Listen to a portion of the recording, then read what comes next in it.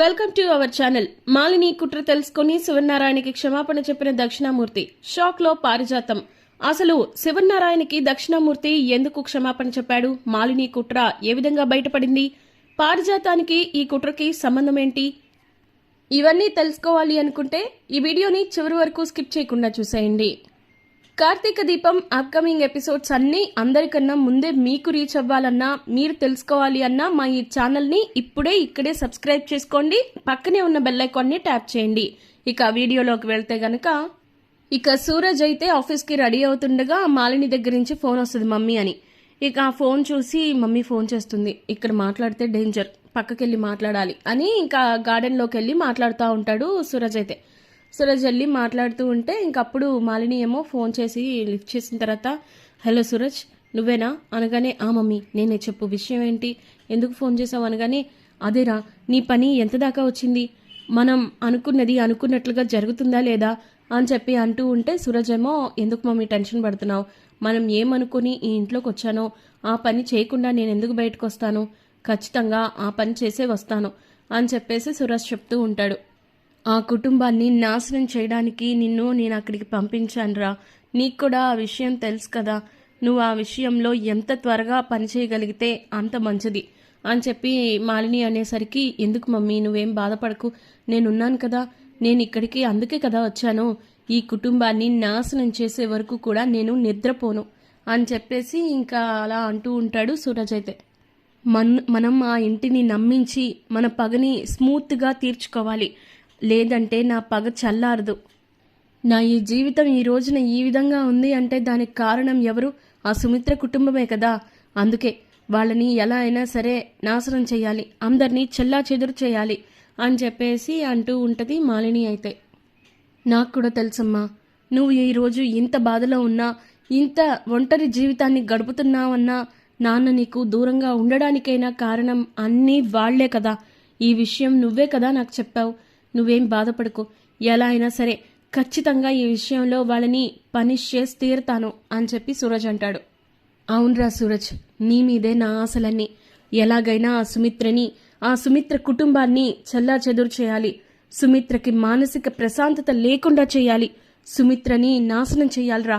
తను ఈ రోజున భర్త పిల్లలతో కలిసి సంతోషంగా కుటుంబంతో ఉంది, కానీ నేను నా భర్తని వదిలేసి నిన్నేమో నా పగను తీర్చుకోవడానికి పంపించి నేను ఇలా ఒంటరి జీవితాన్ని గడుపుతున్నానురా. నిజంగా నాకు చాలా బాధగా ఉంది.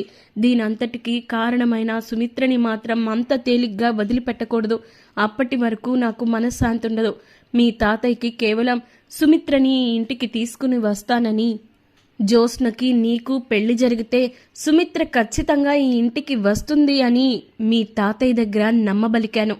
ఈ విషయాలన్నీ మీ తాతయ్యకి తెలియదురా, తెలియకూడదు కూడా. ఎలా అయినా సరే మీ తాతయ్యకి తెలియక ముందే మన పనిని స్మూత్గా హ్యాండిల్ చేయాలి. నిన్ను శివనారాయణ ఇంటికి నీ మంచి కోసమే పంపించానని, నువ్వు ఆ ఇంటికి మనవడిగా వెళితే ఖచ్చితంగా జ్యోత్స్నకి నీకు పెళ్లి జరుగుతుందని, అప్పుడు సుమిత్ర అలాగే శివనారాయణ ఖచ్చితంగా జ్యోత్స్న కోసమైనా ఈ కుటుంబానికి వస్తారు అన్న ఒకే ఒక్క కారణంతో నిన్ను ఆ ఇంటికి పంపించడానికి ఒప్పుకున్నారా. ఇదంతా కాదు, తన కూతురికి ఏదైనా నష్టం జరుగుతుంది, తన కూతురు కుటుంబానికి ఏదైనా హాని జరుగుతుంది అనే విషయం పొరపాటున మీ తాతయ్యకి తెలిసింది అంటే ఖచ్చితంగా నన్ను బతకనివ్వరు అని చెప్పి మాలిని చెప్తూ ఉంటుంది సూరజ్ తోటి. కాబట్టి ఈ విషయాన్ని నువ్వు గుర్తుపెట్టుకో. మీ తాతయ్యకి ఏదైనా చిన్న సందేహం వచ్చేలోపే నువ్వు ఆ జ్యోత్స్న మెడలో 3 ముళ్ళు వేసి ఆ 3 రాత్రులు అయిన తర్వాత దాని జీవితాన్ని నాశనం చేయాలి. అప్పుడు మీ తాతయ్యకి ఏం తెలిసినా ఆయన చేతిలో ఏముండదు. ఎందుకంటే అప్పటికే జ్యోత్స్న జీవితం అంటే తన మనవరాలి జీవితం నాశనం అవుతుంది కాబట్టి తన కూతురు బాధపడడం ఆయన కళ్ళారా చూస్తారు. కాబట్టి ఈ విషయాలన్నీ గుర్తుపెట్టుకోరా సూరజ్ అని చెప్పేసి అంటూ ఉంటే, నువ్వేం వర్రీ అవ్వకు మమ్మీ, నేను చూసుకుంటాను అని చెప్పి అంటాడు సూరజ్. ఇక మరోపక్క ఈ మాలిని మాటలన్నీ ఇక దక్షిణామూర్తి అయితే వినేసి ఇంక షాక్లో ఉండిపోతాడు. ఇక దక్షిణామూర్తి తనలో తానే, అమ్మో ఇంత రాక్షస నా కోడలు, ఇంత దారుణంగా బిహేవ్ చేస్తుందా, అసలు మాలినికి ఇంత దరిద్రపు బుద్ధి ఎప్పటి నుంచి ఉందో నాకు అర్థం కావట్లేదు, నా కూతురు జీవితాన్ని నా కూతురు కుటుంబాన్ని నాశనం చేయాలని చూస్తుందా, అంటే జ్యోత్స్నకి సూరజ్కి పెళ్లి చేయాలి అనుకుంటుంది వాళ్ళ ఇంటికి వచ్చి సంతోషంగా ఉండడానికి కాదా? ఖచ్చితంగా నా మనవరాలి జీవితాన్ని నాశనం చేయడానికా? ఎంత పనిచేస్తున్నారు వీళ్ళు! అసలు మనుషులేనా? ఇంత దారుణంగా మాట్లాడుకుంటారా? నేను అస్సలు ఊహించలేకపోయాను ఈ విషయాన్ని అని చెప్పేసి ఇంకా దక్షిణామూర్తి అయితే తనలో తానే అనుకుంటూ ఉంటాడు. నేను ఇంతకాలం మీ మాలిని మాటలు నమ్మి నా ప్రాణ స్నేహితుడైన శివనారాయణని కూడా నేను ఇచ్చేశాను. వాడికి వెంటనే క్షమాపణ చెప్పి ఈ విషయాన్ని వాడికి చెప్పి సూరజ్ని ఇంట్లో నుంచి బయటికి గంటేలా చేయాలి. ఇక నేను ఆలస్యం చేయకూడదు అని చెప్పేసి ఇంకా తనలో తానే అనుకుని ఇక మొత్తానికి వెళ్తాడు శివనారాయణ దగ్గరికి.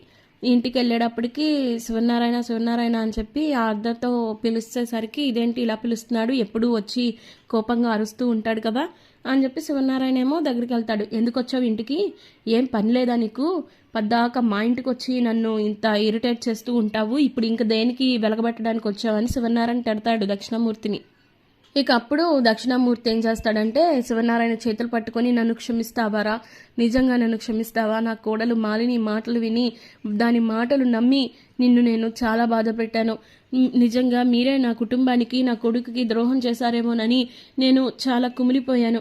అందుకే నీ మీద, నువ్వు నాకు ప్రాణ స్నేహితుడివైనా అవన్నీ మర్చిపోయి నీ మీద నేను పగ పెంచుకున్నాను.